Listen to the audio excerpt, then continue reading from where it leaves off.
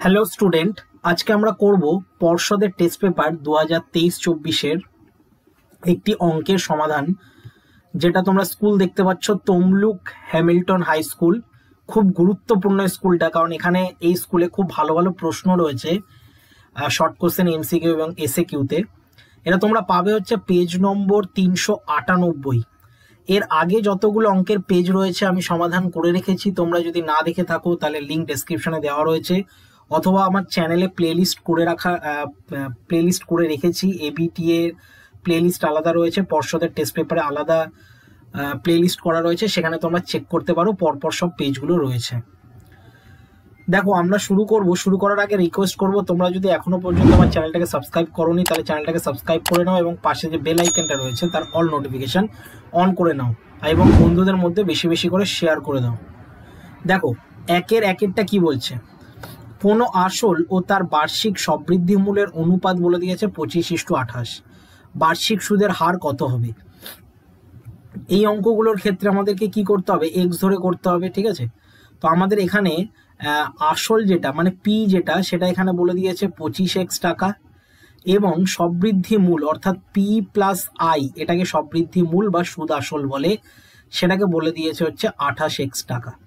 তাহলে এখান থেকে শুধু যদি আই আমরা বের করি, তাহলে 28x থেকে 25x আমরা বিয়োগ করব, তাহলে পাবো কত? 3x টাকা। এবার আমাদের সূত্র হচ্ছে I equal to P R T by 100, এটা হচ্ছে মেন সূত্র। তাহলে আই এর মান আমরা জানি হচ্ছে 3x, পি এর মান বলে দিয়েছে 25x, ইন্টু আর এর মান আমরা জানি না, আর টি এর মান এটা 1 বছরের জন্য হয়। বাই দিয়ে আমরা কি করব? 100 লিখবো। দেখো, x কেটে যাচ্ছে, 25 দিয়ে 100কে কাটাকুটি করলে হবে 4। তাহলে আমরা এখান থেকে পাচ্ছি আর এর মান 3 4 12%, ঠিক আছে? তাহলে 12%, যেটা অপশন বিতে রয়েছে, অপশন বি হচ্ছে সঠিক উত্তর।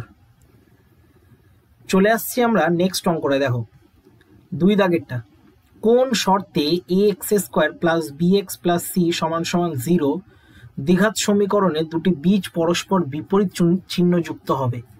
তো দেখো, বিপরীত চিহ্নযুক্ত যদি হয় তাহলে আমাদের যে শর্তটা সেটা হচ্ছে আলফা বিটার মানটা 0 থেকে ছোট হতে হবে, ঠিক আছে?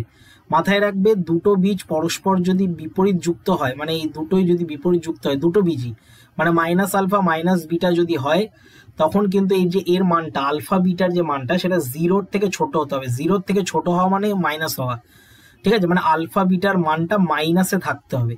এবার এটার আমরা সূত্র জানি কি, আলফা বিটার মেন সূত্র হচ্ছে c/a, আর c/a কিসে রয়েছে? মাইনাসে রয়েছে, ঠিক আছে? তাহলে c/a যদি মাইনাসে থাকে, তার মানে 0 থেকে ছোট আমরা বলতে পারি, তাহলে 0 থেকে ছোট অপশন সি রয়েছে। দেখো, ঠিক আছে, অপশন সি মানে c/a যেটা 0 থেকে ছোট রয়েছে, ঠিক আছে?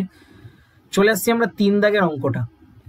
বলছে দুটি বৃত্তের ব্যাসার্ধ যথাক্রমে 3 সেমি এবং 4 সেমি, এবং তাদের কেন্দ্রদ্বয়ের মধ্যে দূরত্ব 10 সেমি। দেখো, 3 আর 4 যদি আমরা যোগ করি, ঠিক আছে, 3 আর 4 এই দুটো সংখ্যা যদি আমরা যোগ করি তাহলে 7 সেন্টিমিটার আসছে। তাহলে 10 সেন্টিমিটার কিন্তু তার থেকেও বড়, অর্থাৎ দুটো বৃত্ত কিন্তু অনেক দূরে অবস্থিত রয়েছে, ঠিক আছে? যদি 7 সেন্টিমিটার দুটো যোগফল এখানে দিয়ে দিত, মানে এই দূরত্বটাও যদি 7 হতো, তাহলে পরস্পরকে কি করছে? স্পর্শ করছে, এরকম হতো, ঠিক আছে? তো এটা হচ্ছে না, এটা কাটা, এটা হচ্ছে না, এটা হচ্ছে। তাহলে এখানে টোটাল কিন্তু 4টে স্পর্শক তৈরি হবে, ঠিক আছে? এটা আগেও আমি এর আগের মডেলেও ছিল বা আগের কোশ্চেন পেপারে ছিল, এটা 4টে হচ্ছে, ঠিক আছে? 4টে দাগাবে। এটা জাস্ট লজিক দিয়ে করতে হবে। এই সংখ্যাগুলো কিন্তু তোমাদেরকে বোঝানোর জন্য দিয়েছে, এই সংখ্যাগুলো দিয়ে কিন্তু কোনো অঙ্ক হবে না। জাস্ট তোমাদের বুঝতে হবে যে এই দুটো বৃত্ত পরস্পরের থেকে বাইরে রয়েছে, মানে বাইরে এটা রয়েছে, কোনো স্পর্শ করছে না, ঠিক আছে? তো এটা 4টে হবে। চলে আসছি আমরা নেক্সট অঙ্কটায়। 4 দাগের অঙ্কটা দেখো, sine A plus sine B plus sine C সমান সমান 3 হবে। এই অঙ্কটা তোমাকে বুঝতে হবে, সাইন এর সর্বোচ্চ মান কিন্তু 1 হবে। তাহলে এর মান যদি 1 হয়, তার মানে আমরা 1 জানি কত ডিগ্রিতে হয়? সাইন 90 ডিগ্রিতে হয়, ঠিক আছে? তাহলে এর মান 90 ডিগ্রি আমরা পেয়ে গেলাম। একইভাবে সাইন বি যেটা রয়েছে সেটাও কিন্তু 1 হয়, অর্থাৎ সাইন বি যদি 1 হয় তাহলে এখানেও কিন্তু সাইন 90 ডিগ্রি হবে। তার মানে বি এর মানও আমরা পেলাম কত 90 ডিগ্রি। আবার সাইন সি যেটা রয়েছে সেটাও কিন্তু এক হয়, তাহলে সাইন সি সমান সমান এটাও আমরা পেলাম হচ্ছে সাইন 90 ডিগ্রি, তাহলে সি এর মানও আমরা পেলাম কত 90 ডিগ্রি। ঠিক আছে, এবার প্রশ্ন হচ্ছে এক কোথায় থেকে পেলাম, দেখো এই যে তিনটা যে ছিল না সেটা 1 + 1 + 1 করেছি। ঠিক আছে, কারণ এদের সর্বোচ্চ মান এক হয় তাই এটাকে আমরা এক দিয়ে ভেঙেছি। এবার আমরা কি করব, এখানে বলে দিয়েছে দেখো সাইন, এখানে a + b + c, a + b + c মানে হচ্ছে 390, 390 মানে হচ্ছে 270, আর তাকে আবার 6 দিয়ে ভাগ আছে। তাহলে আমরা যদি 270কে 6 দিয়ে ভাগ করি তাহলে হচ্ছে 4 6 24 25 26 27 মানে 4 5 6 30 মানে 45, সাইন 45 ডিগ্রি, অর্থাৎ অ্যান্সার হবে 1/√2। তাহলে 1/√2 আমরা দেখতে পাচ্ছি অপশন সি তে রয়েছে। ঠিক আছে, অপশন সি হবে সঠিক উত্তর। চলে আসছি আমরা নেক্সট অঙ্কটায়। দেখো 5 দাগের অঙ্কটা কি বলছে, 5 দাগের অঙ্কটা বলছে সমান দৈর্ঘ্যের ব্যাস এবং সমান উচ্চতা বিশিষ্ট একটি নিরেট লম্ববৃত্তাকার চোঙ রয়েছে, নিরেট লম্ববৃত্তাকার শঙ্কু রয়েছে, আর নিরেট গোলকের আয়তনের অনুপাত। আচ্ছা, তাহলে এখানে প্রথমে যেটা রয়েছে চোঙ, তার মানে আমরা যদি এটা চোঙ আঁকি, চোঙ এরকম দেখতে হয়, এটা হচ্ছে চোঙ। তারপরে একটা শঙ্কু আঁকবো আমরা, শঙ্কু এরকম দেখতে হয়,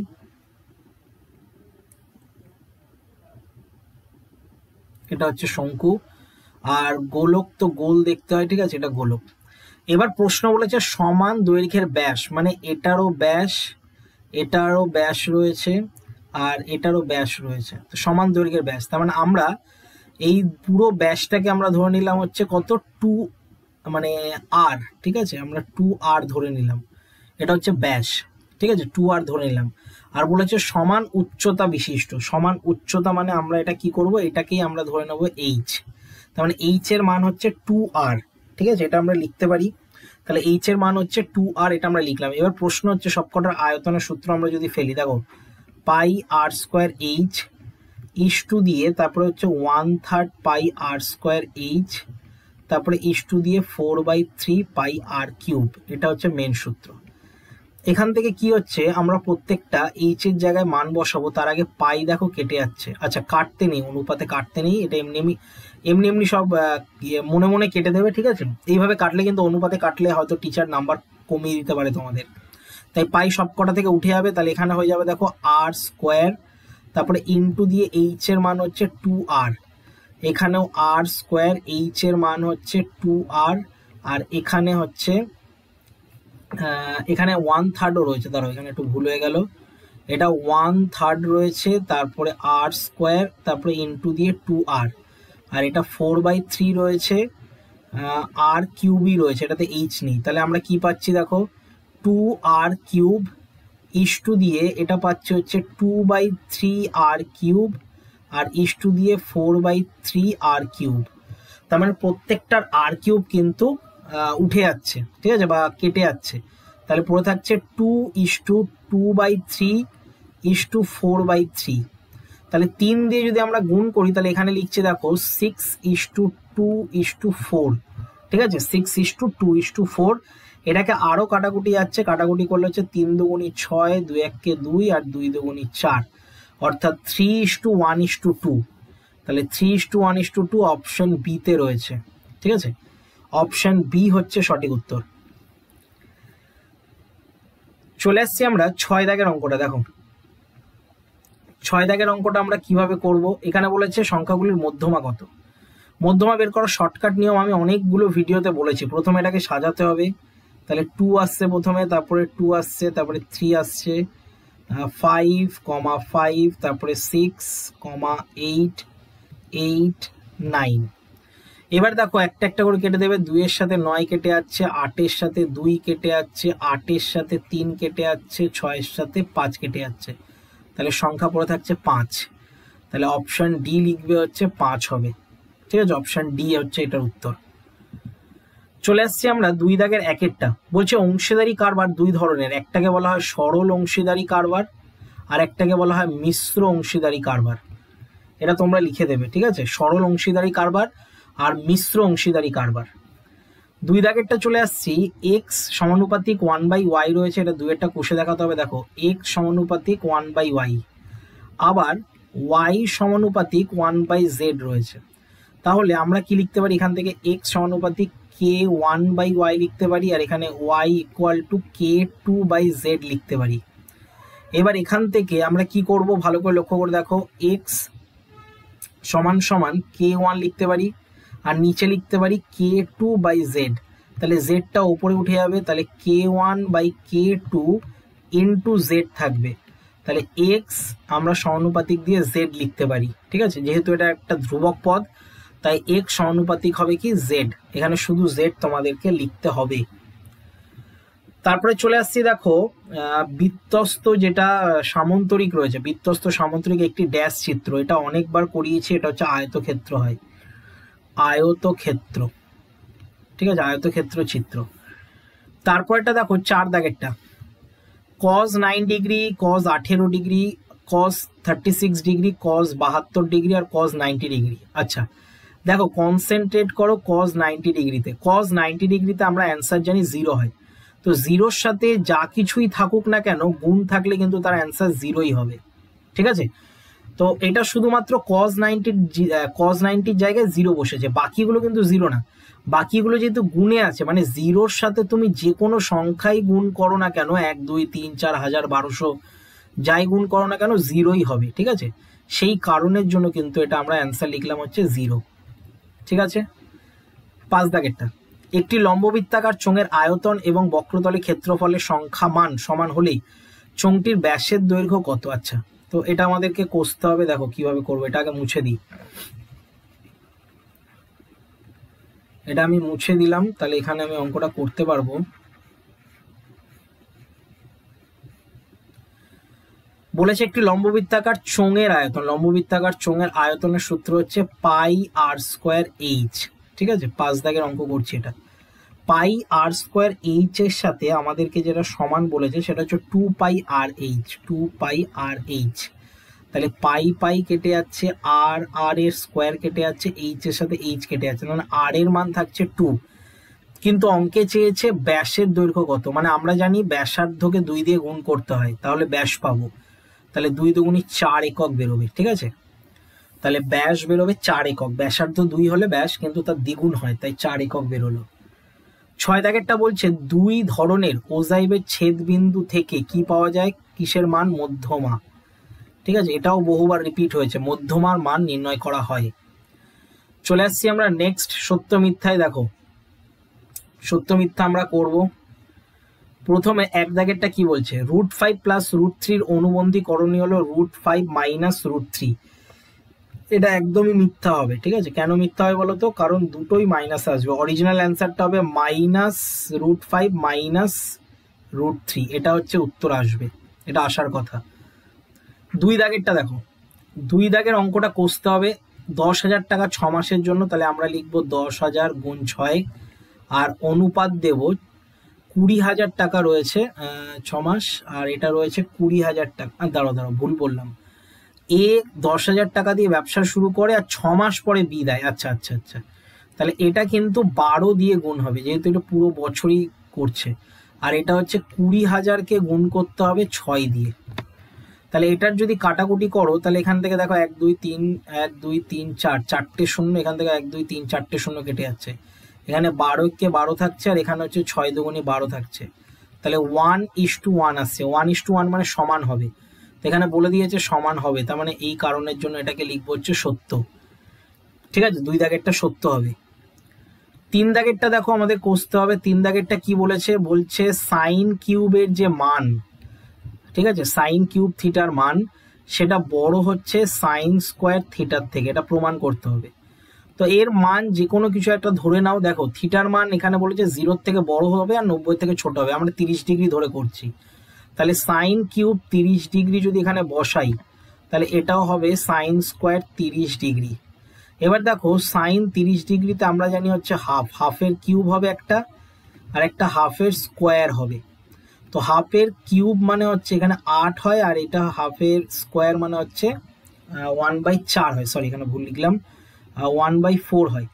তো আমরা জানি 1/4 বড় হয়, 1/8 থেকে 1/4 হচ্ছে বড় হয়, কিন্তু এখানে উল্টো দিয়েছে, তো এই কারণের জন্য এটা আমরা মিথ্যা লিখবো। ঠিক আছে, 1/4 বড়, এটা হচ্ছে বড়, কিন্তু এখানে দিয়েছে 1/8 বড়, তাই সেই কারণের জন্য এটা মিথ্যা হবে। তারপরে 4 দাগেরটা দেখো কি বলছে। 4 দাগেরটা বলছে লম্ববৃত্তাকার চোঙের তল সংখ্যা হলো 3টি। এটা একদম সত্য, 3টে তল সংখ্যা রয়েছে চোঙের। তো এরকম যদি চোঙ আঁকো, এই যে দেখো এটা হচ্ছে চোঙ, তো এর দুটো তল, এই যে ওপরে নিচে, আর এটা হচ্ছে একটা বক্রতল, তো 3টে তল রয়েছে লম্ববৃত্তাকার চোঙের। 5 দাগের অঙ্কটা আমরা কিভাবে করব দেখো। তার আগে এটা মুছে দিতে হবে, এটা মুছে দিচ্ছি পুরোটা। 5 দাগের অঙ্কটা বলছে ঊর্ধ্বক্রমানুসারে সাজাতে বলেছে, এটা মানে সাজানোই আছে। তথ্যের মধ্যমা যদি 24 হয় তাহলে এক্স এর মান কি 21 হবে। দেখো আমরা মধ্যমা কি করে বের করি, 8-এর সাথে 39 কেটে দিই, 9-এর সাথে 34 কেটে দিই, 12-এর সাথে 31 কেটে দিই, 17-এর সাথে 30 কেটে দিই, লাস্টের দুটো সংখ্যা পড়ে রয়েছে। তো লাস্টের দুটো সংখ্যা আমরা কি করব, গড় বের করব, মানে x+2 আর x+4, এটাকে যোগ করে 2 দিয়ে যদি ভাগ করি তাহলে তার অ্যান্সার বলে দিয়েছে 24 হবে। তাহলে আমাদের x এর মান বের করতে হবে। কি করে বের করব দেখো, ওপরে হচ্ছে 2x আর প্লাস দিয়ে 4 আর 2 6, আর এখানে হচ্ছে 24 দুগুণী হচ্ছে 48। তাহলে 48 থেকে যদি 6 বিয়োগ করো তাহলে কত হচ্ছে 42, আর 42কে যদি 2 দিয়ে ভাগ করি তাহলে হবে 21। তার মানে এখানে 21 রয়েছে, সেই কারণে এটাকে আমরা লিখবো হচ্ছে সত্য। ঠিক আছে, 6 দাগেরটা দেখো।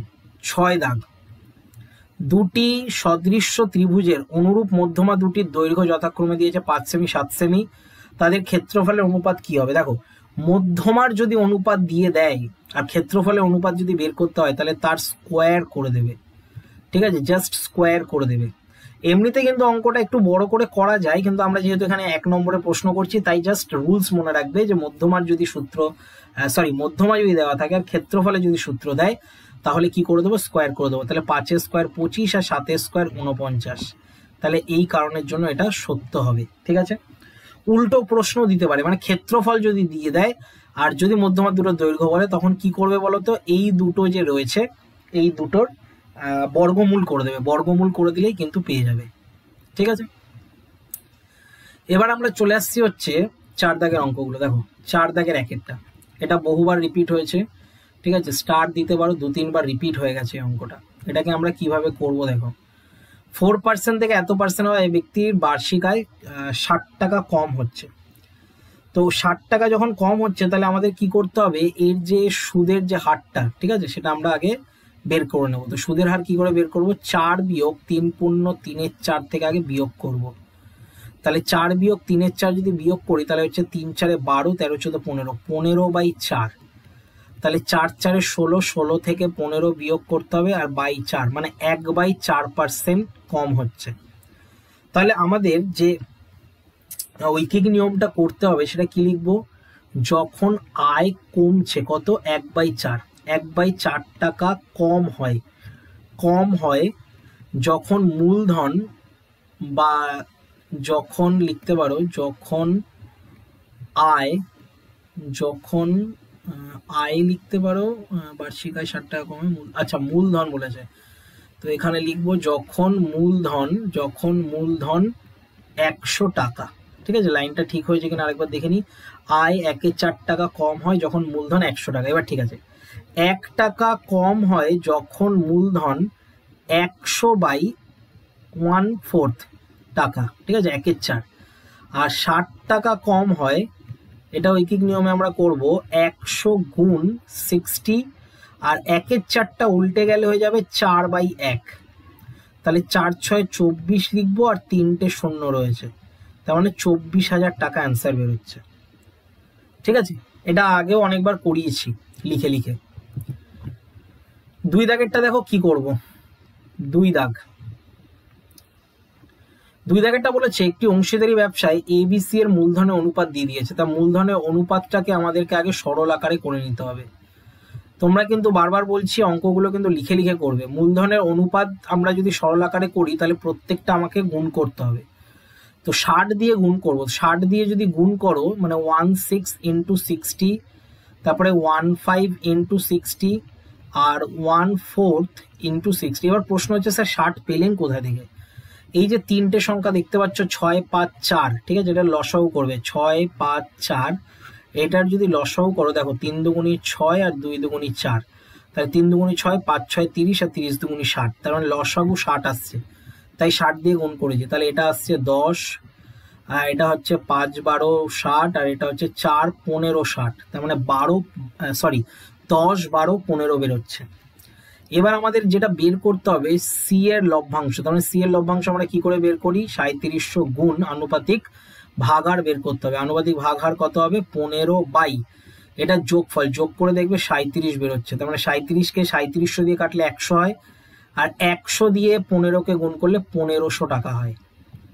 ঠিক আছে, এটা দিয়ে এটা কাটাকুটি করে নাও তাহলেই হয়ে যাবে। ঠিক আছে, 1500 টাকা অ্যান্সার। সি এর লাভ হবে 1500 টাকা। খুব ইজি অঙ্ক, এটাও কিন্তু অনেকবার হয়ে গেছে। চলে আসছি আমরা 3 দাগের অঙ্ক। দেখো 3 দাগের অঙ্ক বলছে কে এর মান কত হলে এই সমীকরণের বীজদ্বয়ের বর্গের সমষ্টি হবে এত। তো আমরা দুটো ধরে নিলাম, একটাকে ধরলাম আলফা আর একটাকে ধরলাম বিটা, বীজদ্বয় আমরা ধরে নিলাম।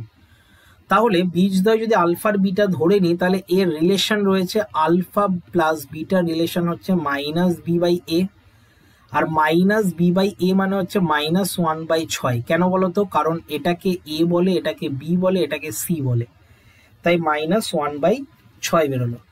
আবার দেখো আরেকটা রিলেশন আমরা জানি, alpha beta equal to c/a, তার মানে c এর মান এখানে রয়েছে k আর y রয়েছে 6, k/6। ঠিক আছে, এবার এখানে প্রশ্নানুসারে বা প্রশ্ন যেটা বলেছে সেটা হচ্ছে বর্গের যে সমষ্টিটা সেটা এখানে বলে দিয়েছে কত? 25/36। এটা কিন্তু প্রশ্ন পেপারে দেখো বলে দিয়েছে, এই যে 25/36 এটা বলে দিয়েছে বর্গের সমষ্টি। এবার এটা আমরা সূত্র ফেলবো, আলফা স্কোয়ার প্লাস বিটা স্কোয়ারের সূত্র হচ্ছে আলফা প্লাস বিটা তার হোল স্কোয়ার -2 আলফা বিটা, আর এটা পড়ে থাকবে যা ছিল তাই 25/36। এবার দেখো আলফা প্লাস বিটা এটার মান হচ্ছে -1/6 -1/6 তার হোল স্কোয়ার হয়ে যাবে, আর এটা হয়ে যাবে আলফা বিটার মান হচ্ছে k/6 ইকুয়াল টু 25/36। এটা হলো। এবার দেখো এখানে আমরা অঙ্কটা করছি 1/6 এর হলে 1/36 হয়ে যাবে, মাইনাস দিয়ে এটা হয়ে যাবে 2k/6। কাটাকুটি করা যেত কিন্তু আমি করলাম না, কারণ লসাগু করতে সুবিধা হবে তাই। ঠিক আছে, তোমরা আবার ভাববে না যে স্যার কাটাকুটি করতে পারে না। তো কাটাকুটি এটা হচ্ছে আমরা করলাম না, কারণ কাটাকুটি করলে একটা অন্য সংখ্যা 3 চলে আসবে, তখন আবার একটু প্রবলেম হয়ে যেতে পারে। তো 6 দিয়ে করলে তাড়াতাড়ি হবে, দেখো 3 দিয়ে করলেও তাড়াতাড়ি হবে, কোনো অসুবিধা নেই, করতে পারো তোমরা।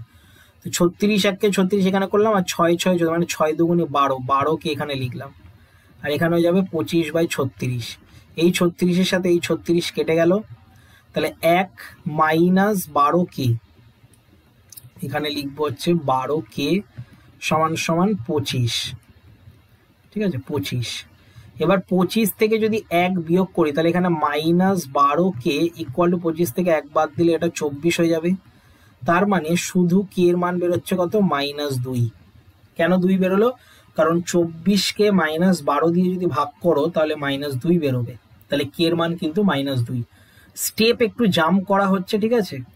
যারা একটু সমাধানের অঙ্ক পারো, মানে ক্লাস 8-এ যে লাস্ট চ্যাপ্টার তোমরা সমাধান শিখেছিলে সেটা যদি পারো তাহলে এই সমাধানগুলো পারবে। মানে খুব যদি অঙ্কে দুর্বল না হও তাহলে স্টেপ জাম্প তোমাদের কাছে কোনো ব্যাপার না, যদি খুব দুর্বল হও অঙ্কে তখন কিন্তু একটু প্রবলেম হতে পারে তোমাদের। দেখো 4 দাগের অঙ্কটা, এটা একটা ইউনিক টাইপের অঙ্ক। ঠিক আছে, 4 দাগের অঙ্কটা একটা খুবই ইউনিক টাইপের অঙ্ক। কি করে করব? এখানে দেখো ভালো করে আগে অঙ্কটা আমরা টুকে নিই। এটা 4 লিখবো প্লাস দিয়ে √15 লিখবো, ঠিক আছে, আর সমান সমান সরি মাইনাস দিয়ে রয়েছে হাফ, তারপরে রয়েছে √10। দেখো এটা কি করে করব? প্রথমে আমাদেরকে রুটের মধ্যে এই রুটের মধ্যে আমাদেরকে কি করতে হবে? প্রথমে 2 দিয়ে এটাকে ভাগ করতে হবে। তাহলে এটাকে আমরা যদি 2 দিয়ে ভাগ করি, তার মানে 2 দিয়ে তো এমনি এমনি ভাগ হবে না, তাই ওপরেও 2 দিয়ে গুণ করতে হবে আর নিচে 2 দিয়ে ভাগ করতে হবে। তাই ওপরে 2 দিয়ে গুণ করলে 4 দুগুণী 8 হবে, আর এটা 2√15 হবে, আর নিচে তাহলে 2 আমরা বসাতে পারবো। আর এই দুইটা যদি ভেতরে যায় তাহলে 10-এর নিচে চলে যাবে কত, 4। কেন 4 হলো বলো তো? কারণ এই দুইটা রুটের ভেতরে ঢুকলে 4 হয়। মাথায় রাখবে, যেমন 2√2, আমি একটা জিনিস বোঝাই, 2√2 মানে হচ্ছে এই দুইটা যদি ভেতরে যায় তাহলে দুটো 2 যাবে আর একটা অলরেডি 2 ছিল, মানে রুটের মধ্যে 8 হবে। বোঝা গেল? মানে বাইরে যেটা থাকে সেটা রুটের মধ্যে গেলে ডবল চলে যায়, ডবল, ঠিক আছে, মানে দুটো। এখানেও তাই, হাফটা ভেতরে গেলে 1/4 চলে যাবে। 1/4 মানে হচ্ছে 10/4, এখানে লিখলাম, যেহেতু 10 আগে থেকেই ছিল। এবার দেখো আমরা কি করব, এই যে 8 রয়েছে, এই 8টাকে আমরা ভাঙতে পারি 5 যোগ 3 করে, ঠিক আছে, 5 যোগ 3 করে ভাঙতে পারি। আর 15টাকে আমরা লিখতে পারি হচ্ছে √5 ইন্টু √3, এইভাবে আমরা লিখতে পারি। আর নিচে যা ছিল তাই, এটা রুটের মধ্যে আমরা দিয়ে দিলাম, মাইনাস এটাকে যদি কাটাকুটি করো তাহলে 5 দুগুণি 10 আর 2 দুগুণি 4, তার মানে 5-এর 2 বেরোলো। এবার ভালো করে লক্ষ্য করে দেখো, 5 মানে আমরা জানি হচ্ছে √5 স্কোয়ার, তারপরে আমরা লিখতে পারি 2 ইন্টু √5 ইন্টু √3, আর প্লাস দিয়ে লিখতে পারি হচ্ছে √3 স্কোয়ার। নিচেও আমরা তাই করতে পারি, নিচে হচ্ছে √2 তার স্কোয়ার করে দিতে পারি। আর এটা পুরোটা কি ছিল, রুট ছিল, ঠিক আছে। আর মাইনাস দিয়েছিল হচ্ছে √5, আচ্ছা রুটটা ছোট হয়ে গেল, √5/2, ঠিক আছে। তাহলে আমি এটা মুছে দিচ্ছি, এটা মুছে দিয়ে আমি দেখো কি করব, এখানে বর্গের সূত্র আছে, পূর্ণ বর্গাকারের সূত্র আছে। পূর্ণ বর্গাকার মানে হচ্ছে √5 প্লাস √3 তার হোল স্কোয়ার হচ্ছে, আর নিচে হচ্ছে √2 তার হোল স্কোয়ার, এটাও কিন্তু রুটের মধ্যে আছে। মাইনাস দিয়ে √5/2 এটাও হচ্ছে, ঠিক আছে। এবার চলে আসছি এখানের লাইনে, দেখো স্কোয়ার যদি থাকে তাহলে রুট উঠে যাবে, তাহলে পড়ে থাকবে √5 প্লাস √3, আর নিচে পড়ে থাকবে শুধু √2, যেহেতু স্কোয়ারগুলো উঠে যাচ্ছে রুটের জন্য। আর মাইনাস দিয়ে এটাকেও আমরা ভেঙে লিখতে পারি √5, আর এটাকেও লিখতে পারি √2। এবারে দেখো √2 লসাগু √2 হয়, তাহলে ওপরে পড়ে থাকে √5 প্লাস √3 মাইনাস √5। √5 কেটে গেল, তাহলে পড়ে থাকছে কত, √3/√2। এবার এটা কিন্তু অ্যান্সার হতে পারে, এটা কিন্তু অ্যান্সার একটা, ঠিক আছে। কিন্তু তোমরা যদি যে টেস্ট পেপার রয়েছে তার অ্যান্সারের সাথে মেলাতে চাও, এটা কিন্তু অ্যান্সার, ঠিক আছে, 100% এই অ্যান্সারটা কিন্তু হবে। তোমরা যদি অ্যান্সারের সাথে মেলাতে চাও যে স্যার অ্যান্সারের সাথে তো মিললো না প্রশ্ন, এই সরি যে টেস্ট পেপারে অ্যান্সার পেপারটা রয়েছে সেখানে তো মিললো না, তাহলে আমরা কি করব, করণী করব, মানে করণী নিরসন যে করে সেটা, মানে √2 দিয়ে ওপর নিচ গুণ করবো, এটা দিয়েও √2 গুণ হবে, এটা দিয়েও √2 গুণ হবে, ওপর নিচ। তাহলে ওপরে হয়ে যাবে 6 আর নিচে হয়ে যাবে কত, 2 শুধু 2, মানে √2 শুধু 2 হবে, মানে √6/2 হবে, এটাও কিন্তু একটা অ্যান্সার, ঠিক আছে। তো দুটোই অ্যান্সার হয়, তোমরা এতটা করলেও কিন্তু ফুল মার্কসই পাবে, ঠিক আছে। আর যদি এটা এক্সট্রা করো তাহলে কোনো অসুবিধা নেই, এটা যেহেতু তোমাদের উত্তরে দেওয়া রয়েছে টেস্ট পেপারে, তাই এটা আমি এক্সট্রা 2 লাইন করলাম। চলে আসছি 5 দাগের অঙ্কটা। দেখো 5 দাগের অঙ্কটা আমরা কিভাবে করব, এখানে কিন্তু একটা গোল বৃত্ত দিয়ে দিয়েছে, ও কেন্দ্রীয় বৃত্তের ওপি লম্ব এবির ওপর রয়েছে, মানে এই ওপিটা লম্ব এবির ওপর, এবি 6 সেমি বলে দিয়েছে, এ থেকে বি হচ্ছে 6, তার মানে এ থেকে পি, আচ্ছা এখানে আগে লিখে নিই, এ বি বলে দিয়েছে 6 সেমি, তাহলে আমরা বলতে পারি এ পি এর যে মান আর পি বির যে মান সেটা অর্ধেক হবে, অর্থাৎ 3 সেন্টিমিটার হবে, 6-এর অর্ধেক মানে 3 সেন্টিমিটার। আবার পি থেকে সি এর মান বলে দিয়েছে কত, 2 সেন্টিমিটার, ঠিক আছে। আমরা যদি এখান থেকে ধরো এটা একটা দাগ টানলাম, তাহলে এটা একটা সমকোণী ত্রিভুজ তৈরি হবে, এপিও হচ্ছে একটা সমকোণী ত্রিভুজ। এবং এ থেকে ও এটা ধরে নিলাম হচ্ছে 1 সেন্টিমিটার, এটা আমরা ধরে নিলাম, ঠিক আছে। তাহলে দেখো এখানে আরেকটা জিনিস যেটা, সেটা হচ্ছে ও থেকে যে সি সেটাও কিন্তু 1 সেন্টিমিটারও হবে, ঠিক আছে। ও থেকে সি এটাও কিন্তু 1 সেন্টিমিটারই হবে, কেন বলতো, কারণ একই বৃত্তের ব্যাসার্ধ, ও এ এবং ও সি একই বৃত্তের ব্যাসার্ধ, এর জন্য এটা 1 সেন্টিমিটার হবে। এবার আমাদের তো দরকার ওপি পর্যন্ত, তাহলে শুধু ওপি যদি আমরা বের করি তাহলে কি হবে, x থেকে 2 বিয়োগ করতে হবে, কেন 2 বিয়োগ করব? কারণ পিসির মান তো এখানে 2 বলে দিয়েছে, এটা 2 বলে দিয়েছে, পুরোটা এক্স আর ওপরেরটা 2 বলে দিয়েছে, তাই এক্স থেকে 2 এটা বিয়োগ করব, তাই সেন্টিমিটার। এবার আমাদের কাছে দেখো যে ত্রিভুজটা রয়েছে এপিও, এপিও সমকোণী ত্রিভুজ থেকে পাই, সমকোণী ত্রিভুজ থেকে পাই। তাহলে সমকোণী ত্রিভুজ থেকে আমরা কি পাচ্ছি? এটা সমকোণী ত্রিভুজ থেকে আমরা পাচ্ছি হচ্ছে অতিভুজ স্কোয়ার। অতিভুজ এখানে আমরা পাচ্ছি কি এও, ঠিক আছে, এও স্কোয়ার ইকুয়াল টু পিও বা ওপি লিখতে পারো, ঠিক আছে, ওপি লিখছি, ওপি স্কোয়ার প্লাস দিয়ে পি এ স্কোয়ার বা এপি স্কোয়ার, ঠিক আছে, এপি লিখেছিলাম তাই এপি স্কোয়ার। তাহলে ও এ বা এ ওর মান যদি আমরা বের করি তাহলে রুট ওভার দিয়ে ওপি মানে এখানে ওপি আমরা কত ধরেছি এক্স মাইনাস 2 তার হোল স্কোয়ার, আর প্লাস দিয়ে এপির যে মানটা রয়েছে, ঠিক আছে, এ থেকে পি মানে আমরা বলতে পারি হচ্ছে কত, এ থেকে পি দেখে নিই, এ থেকে পি কোথায় গেল, এ থেকে পি 3 সেন্টিমিটার মানে 3 স্কোয়ার। তাহলে আমরা এটাকে কি করব, এটাকে আমরা ভেঙে দেব, ভেঙে দিয়ে কত হচ্ছে, আচ্ছা ও এ থেকে ওটাও তো আমরা এক্স ধরেছিলাম, ঠিক আছে, এটাও তো এক্স ধরেছিলাম, তাই এটা এক্স থাক, দাঁড়া এখানে একটা গন্ডগোল হয়ে গেল, এটাকেও এক্স স্কোয়ারই লিখি, নাহলে আবার প্রবলেম হয়ে যাবে, যেহেতু আমরা এক্স ধরেছি তাই এক্স স্কোয়ার ইকুয়াল টু, এটাকে সূত্রে ফেললে হবে x square minus 2 দুগুণি 4x plus 4, আর এটা হয়ে যাবে 3 স্কোয়ার 9, এক্স স্কোয়ার কেটে যাচ্ছে, তাহলে পুরো থাকছে মাইনাস 4x আর প্লাস দিয়ে 9 10 11 12 13, 13 হচ্ছে, তার মানে এখানে লিখবো 13 ইকুয়াল টু 0। তাহলে আমরা লিখতে পারি হচ্ছে 4x ইকুয়াল টু 13, আর 4x ইকুয়াল টু 13 মানে হচ্ছে x এর মান 13/4, ঠিক আছে, এটা কিন্তু সব বাদ দিয়ে করবে, এগুলো সব বাদ দিয়ে করবে।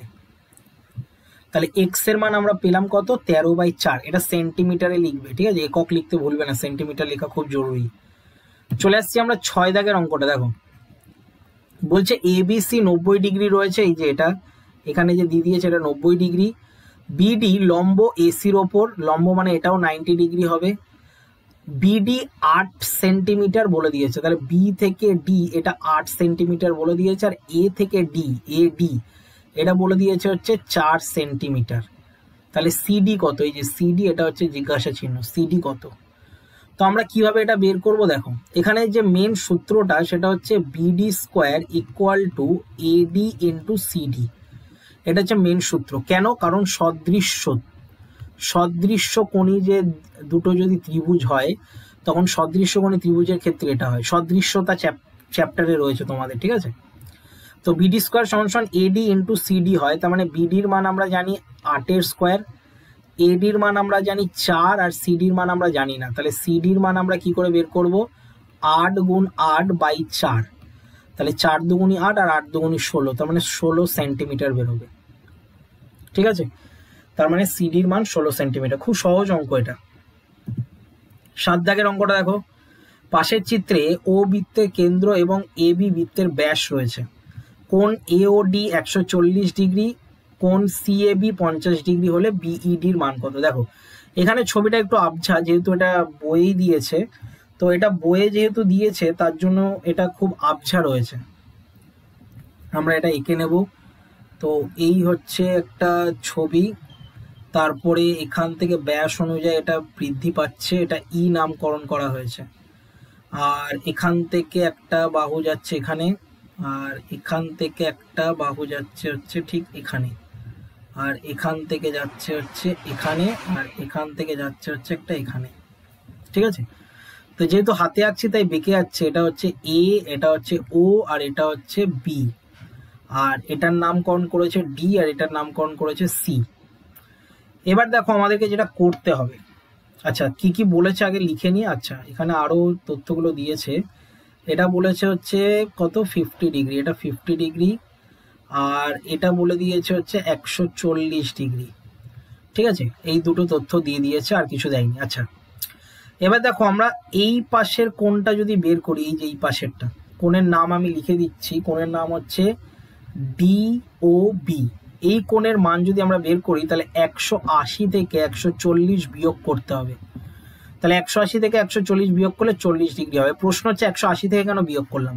দেখো এটা কিন্তু একটা সরল কোণ, এই যে দেখতে পাচ্ছ এটা কিন্তু একটা সরল কোণ। তাই সরল কোণের জন্য কি হচ্ছে, কেটে গেল, এখান দিয়ে একটা দাগ ছিল এইভাবে যাচ্ছে, হ্যাঁ, আর এখান থেকে একটা দাগ ছিল এইভাবে যাচ্ছে। আচ্ছা, তো দেখো এটা মুছলে এই দাগটা কেটে যাচ্ছে। তাই এই যে এটা 180 থেকে আমরা 140 বিয়োগ করলাম, 40 ডিগ্রি বেরোলো। এবার আমাদেরকে যেটা করতে হবে, দেখো এটা এখানে যে দেখতে পাচ্ছ এটা একটা ত্রিভুজ রয়েছে, ডিওবি বা বিওডি, এটা কিন্তু একটা ত্রিভুজ, বিওডি ত্রিভুজ। তো এই ত্রিভুজের ক্ষেত্রে বা এই ত্রিভুজ থেকে আমরা একটা জিনিস পাচ্ছি। জিনিসটা কি, মানে কোনটা কি, কোনটার নাম হচ্ছে ওডিবি। ঠিক আছে, তাহলে ওডিবি যে কোনটা রয়েছে সেটা হচ্ছে ওডিবি ইকুয়াল টু কোন ওবিডি। এটা সমান সমান আমরা কিভাবে বের করবো, যেহেতু এই দুটোর বাহু সমান, ঠিক আছে, এই দুটোর যেহেতু বাহু সমান, ও থেকে ডি আর ও থেকে বি এই দুটোর বাহু সমান, তাহলে তার কোনো বিপরীত কোণও সমান হবে, মানে এই কোণটার সাথে এই কোণটাও সমান হবে। তাই এই দুটো কোণ যদি সমান হয় তাহলে আমরা কি করে বের করব, 180 থেকে 40 ডিগ্রি বিয়োগ করে 2 দিয়ে ভাগ করে দেবো। তাহলে 180 থেকে 40 বিয়োগ করলে হচ্ছে 140, আর 140কে 2 দিয়ে ভাগ করলে হচ্ছে 70 ডিগ্রি। তাহলে আমরা পেয়ে গেলাম এটা কত ডিগ্রি, 70 ডিগ্রি, এটা আমরা পেয়ে গেলাম। এবার দেখো এটা 70 ডিগ্রি পেলাম, তাহলে এটা যদি 70 ডিগ্রি হয় তাহলে এই যে চতুর্ভুজটা মানে এ বি সি ডি, এটা তো একটা বৃত্তস্থ চতুর্ভুজ, ঠিক আছে, বৃত্তস্থ চতুর্ভুজ। তাহলে বৃত্তস্থ চতুর্ভুজের ক্ষেত্রে আমরা জানি এই দুটো কোণ মানে কোণ সি আর কোণ বি এটা পরস্পর সম্পূরক হয়, ঠিক আছে, মানে কোণ বি আর প্লাস কোণ সি এটা পরস্পর কি হয়, সম্পূরক হয়, মানে 180 ডিগ্রি হয়। তাহলে কোণ বি এর মান তো আমরা জানি, তাহলে কোণ সি এর মান আমরা 180 ডিগ্রি থেকে যদি 70 ডিগ্রি বিয়োগ করি তাহলে 110 ডিগ্রি বেরোবে। তাহলে এই যে সি কোণটা এটা 110 ডিগ্রি বেরিয়ে গেল। এবার আরেকটা ত্রিভুজ আমরা দেখো দেখতে পাচ্ছি, সেটা হচ্ছে এসিই। তাহলে এসিই থেকে পাই, এটা গোটা একটা ত্রিভুজ, ভালো করে দেখো এসিই, এই গোটা ত্রিভুজের একটা কোণ 50 ডিগ্রি আর একটা কোণ 110 ডিগ্রি পেলাম। তাহলে এই কোণটার মান আমাদেরকে বের করতে হবে। তাহলে এই কোণটার নাম কি দেব, এইসি। এইসি আমরা কি করে বের করব, 180 থেকে 110 আর প্লাস 50 এই দুটো যোগ করে বিয়োগ করে দেবো। তাহলে 180 থেকে বিয়োগ করছি 50 মানে 160, অর্থাৎ 20 ডিগ্রি বেরোলো।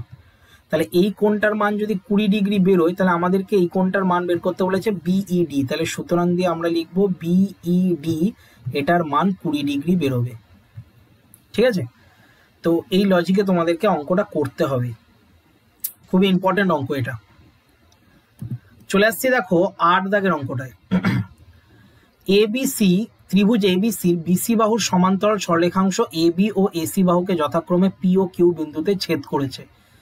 পিবি সমান সমান এ কিউ, এপি সমান সমান 9 একক আর কিউসি সমান সমান 4 একক হলে পিবির দৈর্ঘ্য কত। তো এটার পিবির দৈর্ঘ্য আমরা কি করে বের করব, প্রথমে আমাদেরকে ছবি আঁকতে হবে। ধরে নাও এরকম হচ্ছে একটা ছবি, তো এরকম ছবি যদি আমরা আঁকি তাহলে এটা এ দেব, এটা বি দেব, এটা হচ্ছে সি দেব। তাহলে এখান থেকে এত দূর পর্যন্ত এটার মান নাম দিতে বলেছে কত, পি আর কিউ।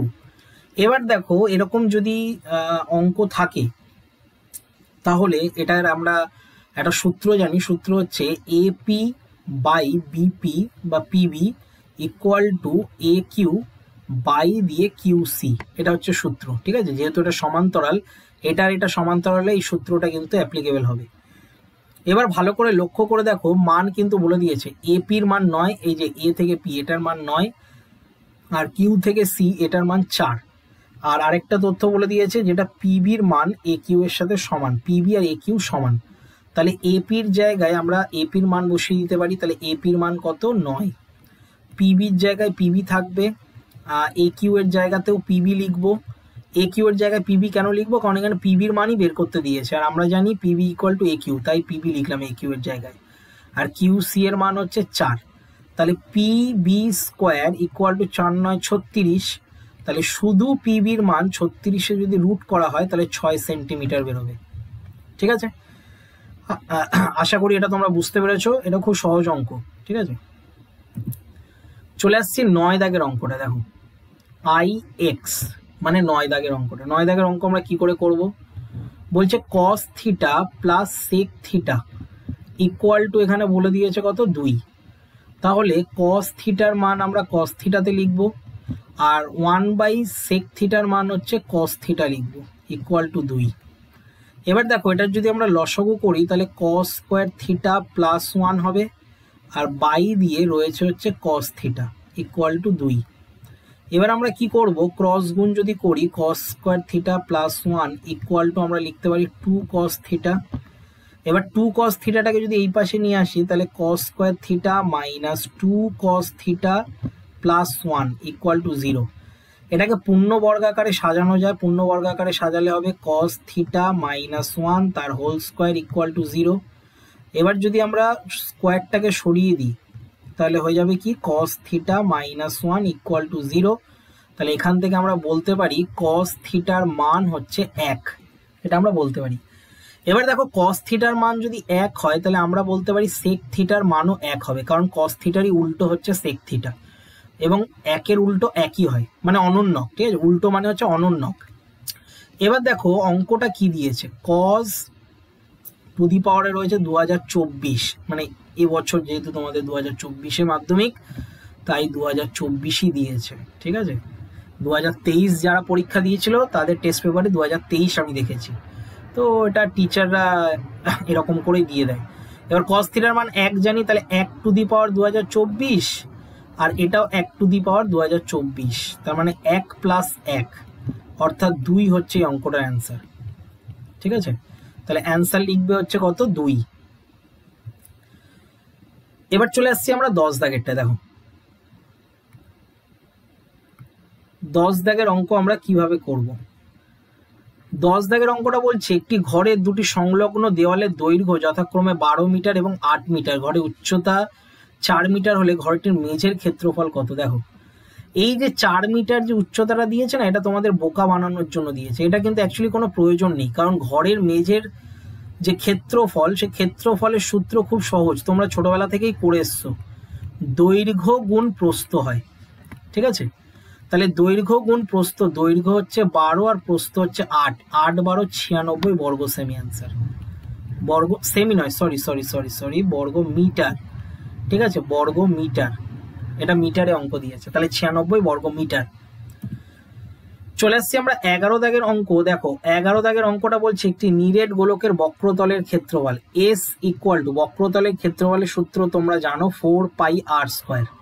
ঠিক আছে, আর ভি সমান সমান আমরা জানি আয়তনের সূত্র হচ্ছে 4/3 পাই আর কিউব, এটা সূত্র।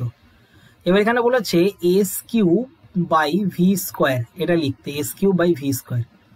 এবার এস কিউব মানে হচ্ছে এখানে 4-এর কিউব করলে 64 হয়, পাই কিউব হয়, আর 8 টু দি পাওয়ার 6 হয়। আর এখানে ভি এর স্কোয়ার হলে 4-এর স্কোয়ার হবে 16, আর 3-এর স্কোয়ার 9, তারপরে হবে পাই এর এখানে স্কোয়ার, আর 8 টু দি পাওয়ার 6। এবার আমাদেরকে যেটা করতে হবে, তো সেটা কাটাকুটি যাচ্ছে। দেখো আমরা কিভাবে এটা কাটাকুটি করব। এখানে 8 টু দি পাওয়ার 6 এর সাথে 8 টু দি পাওয়ার 6 কেটে যাচ্ছে, আর পাই কিউবের সাথে পাই স্কোয়ার কেটে যাচ্ছে, তাহলে পড়ে থাকছে 64 পাই ইন্টু দিয়ে 9/16, মানে এটা উল্টে যাবে, 16কে 64 দিয়ে গেলে কাটলে হচ্ছে 4 16 64, আর 4 9 36 পাই অ্যান্সার বেরোচ্ছে। ঠিক আছে, তাহলে এর মান কত, 36 পাই, এইভাবে লিখবে। চলে আসছি আমরা লাস্ট অঙ্কটায়, 12 দাগের অঙ্কটা। দেখো কিভাবে করতে হবে। 12 দাগের অঙ্ক আমরা কিভাবে করব, বলছে যদি x1 x2 এরকম করতে করতে x50-এর গড় x বার হয়। ঠিক আছে, তার মানে আমরা লিখবো x1 x2 এরকম করতে করতে x50 এর গড় যদি x বার হয়, তাহলে এর যে সমষ্টিটা বেরোবে, 50x বার। এবার অঙ্কে দিয়েছে x minus x bar plus দিয়ে x2 মাইনাস এক্স বার, এরকম করতে করতে x50 মাইনাস এক্স বার দিয়েছে। এবার x1 plus x2 plus x3 এরকম করতে করতে আমরা লিখতে পারি হচ্ছে x50, আর মাইনাস দিয়ে x বার এটা যদি আমরা প্রত্যেকটা যোগ করি 50 বারই থাকবে, তাহলে 50x বার, ঠিক আছে, x বারটা দেখো 50 বার থাকবে। এবার এইটার তো আমরা সমষ্টি বের করলাম 50x বার, তার মানে 50x বার মাইনাস 50x বার, তাহলে ইকুয়াল টু অ্যান্সার 0। ঠিক আছে, তাহলে এটার অ্যান্সার কিন্তু 0 হবে। তাহলে এইভাবে তোমাদের অঙ্কটা করতে হবে। তো এই গেল হচ্ছে আজকের এই কোশ্চেন পেপারটা। তোমাদের যদি ভালো লেগে থাকে তাহলে একটা লাইক করে দিও, চ্যানেলে নতুন হলে চ্যানেলটাকে সাবস্ক্রাইব করে রেখো এবং পাশে যে বেল আইকনটা রয়েছে তার অল নোটিফিকেশন অন করে রেখো। দেখা হচ্ছে আমাদের নেক্সট ভিডিওতে।